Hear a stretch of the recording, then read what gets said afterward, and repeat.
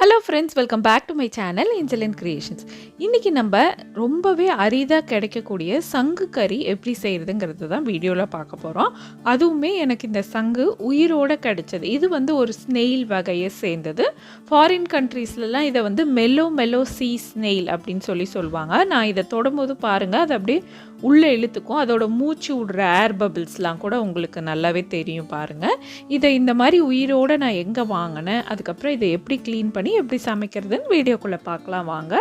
First நான் மீன் வாங்கிறதுக்காக light house market போயிருந்தேன். சென்னையில் இருக்கிற லைட் ஹவுஸ் மார்க்கெட் தான்.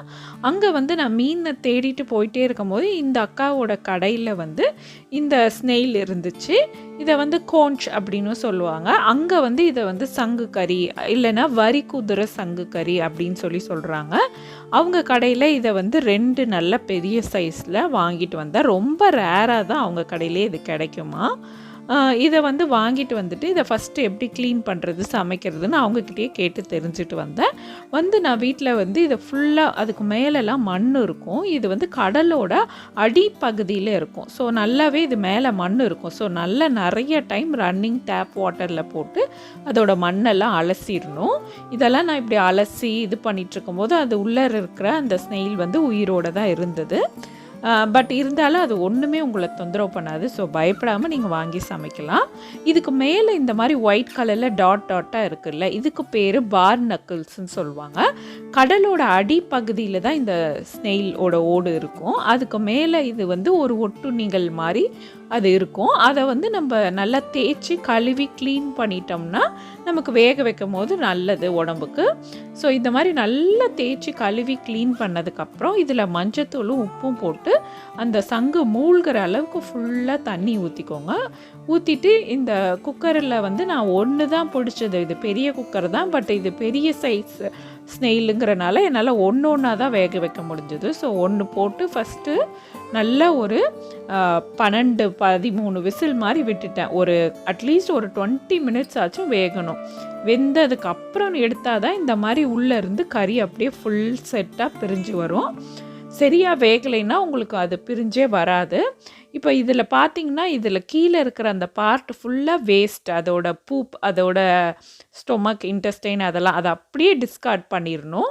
மேலே இருக்கிற பார்ட்டை மட்டும்தான் நம்ம சமைக்கணும். இந்த டெய்ல் பார்ட்டை க்ளீன் பண்ணதுக்கப்புறம் இந்த மேலே இருக்க பார்ட்டை 2ஆக வெட்டிட்டு அதுக்கு இடையில இந்த மாதிரி வளவலன்னு ஒரு பீஸ் இருக்கும், அதையும் ரிமூவ் பண்ணிவிடுங்க. அதுக்கப்புறம் அது உள்ளாரையும் ஒரு இன்டெஸ்டைன் மாதிரி ஒரு ரவுண்டு பீஸ் இருக்கும். அதாவது கீழே இருக்கிற அந்த அடியில் இருக்கிற வெள்ளை பகுதியில் இது இருக்கும். இதையும் சேர்த்து நீங்கள் பிரித்து ரிமூவ் பண்ணி எடுத்துடணும். இதெல்லாம் இதோட வேஸ்ட் பார்ட்டு. நமக்கு இந்த மேலே இருக்கிற இந்த பார்ட் மட்டும்தான் நமக்கு குக் பண்ண போகிறோம். இந்த மேலே இருக்க பார்ட்லேயும் உங்களுக்கு இன்னமும் நல்லா க்ளீனாக வேணும்னா இந்த மேலே இருக்கிற இந்த மாதிரி வெந்த இந்த காஞ்ச அந்த பகுதி எல்லாத்தையுமே நீங்கள் ஸ்க்ராப் பண்ணி எடுத்துகிட்டு கட் பண்ணால் பார்க்குறதுக்கு இது ஒரு சிக்கன் பீஸ் மாதிரி இருக்கும். எல்லா பீஸையும் நல்லா பொடியாக கட் பண்ணிக்கோங்க. இதை விட இன்னும் நீங்கள் சின்னதாக கூட கட் பண்ணிக்கலாம். கட் பண்ணிவிட்டு நல்லா இதை தண்ணியில் வாஷ் பண்ணி ஒரு ஓரம் எடுத்து வச்சிடலாம். இப்போ இதை எப்படி சமைக்கிறதுன்னு பார்க்கலாம். ஒரு கடாயில் எண்ணெய் ஊற்றிக்கோங்க. எண்ணெய் ஊற்றிட்டு அதில் கொஞ்சம் சோம்பு, அப்புறம் கருவேப்பிலை, ஒரு டீஸ்பூன் சோம்பு போட்டால் போதும். 2 பெரிய வெங்காயத்தை பொடியாக கட் பண்ணி வச்சுருக்கேன், அதையும் சேர்த்து வெங்காயம் வதங்கிறதுக்கு கொஞ்சம் உப்பு சேர்த்துட்டேன். அப்புறம் 2 ஸ்பூன் அளவுக்கு டீஸ்பூனில் இஞ்சி பூண்டு பேஸ்ட் போட்டுக்கலாம். இஞ்சி பூண்டு பேஸ்ட்டோட ரா ஸ்மெல் போகிற அளவுக்கு இதை வதக்கிக்கோங்க. வதக்கிட்டு நம்ம மஞ்சத்தூள், அதுக்கப்புறம் மிளகாய்த்தூள், நான் பிளெயின் சில்லி பவுடர் 1 டீஸ்பூனும் கலந்து அரைச்ச குழம்பு மிளகாய்த்தூள் 2 டீஸ்பூன் அப்படி சேர்த்துருக்கேன். அது மட்டும் இல்லை, கூட மட்டன் மசாலான்னு சொல்லிட்டு எங்கள் ஊர் மசாலா சேர்த்துருக்கேன். இது இல்லைன்னா இதுக்கு சப்ஸ்டியூட் நீங்கள் தனியாத்தூளும் கரம் மசாலாவும் சேர்த்துக்கணும். இதை போட்டு இந்த மசாலாவோட ரா ஸ்மெல்லாம் போகிற அளவுக்கு வதக்குனதுக்கப்புறம் ஒரு 1 1/2 தக்காளி வந்து சேர்த்துக்கோங்க. பொடியாக கட் பண்ணி அதையும் சேர்த்து தக்காளி நல்லா ஸ்மேஷாக வதங்கினதுக்கப்புறம் நம்ம பொடியாக கட் பண்ணி வச்சுருக்க இந்த வேக வச்ச அந்த கறியை வந்து அதோட சேர்த்து குக் பண்ணுங்கள். இதோட டேஸ்ட்டு பார்த்திங்கன்னா நம்ம மட்டனில் கல்லீரல் இருக்கும்ல, அதாவது செவரிட்டின்னு சொல்லுவாங்கள்ல, அதோட டேஸ்ட் தான் வரும். சிலர் வந்து இது சிக்கன் மாதிரி இருக்கும்னு சொல்லுவாங்க.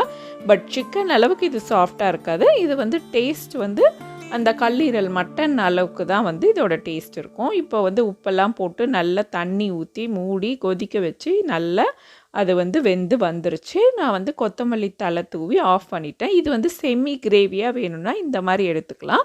அதுவே உங்களுக்கு வந்து ஒரு பெரட்டல் வேணும் அப்படின்னா அந்த கிரேவியில் இருக்க பீசஸை எடுத்து நல்லா பொடியாக கட் பண்ணிவிட்டு வெங்காயம், பச்சை மிளகா, பெப்பரு, அப்புறம் கொஞ்சோண்டு டொமேட்டோ சாஸ் போட்டு நல்லா இந்த மாதிரி டாஸ் பண்ணி ட்ரை பண்ணிங்கன்னா ஒரு ட்ரையான பெரட்டலும் ரெடி ஆகிடும். ஸோ ஒரே டிஷ்ஷில் நீங்கள் 2 இது, அதாவது ரைஸ் வச்சுட்டு அந்த கிரேவி அதுக்கப்புறம் இந்த பெரட்டலும் சேர்த்து வச்சு சாப்பிடும்போது ரொம்பவே சூப்பராக இருக்கும்.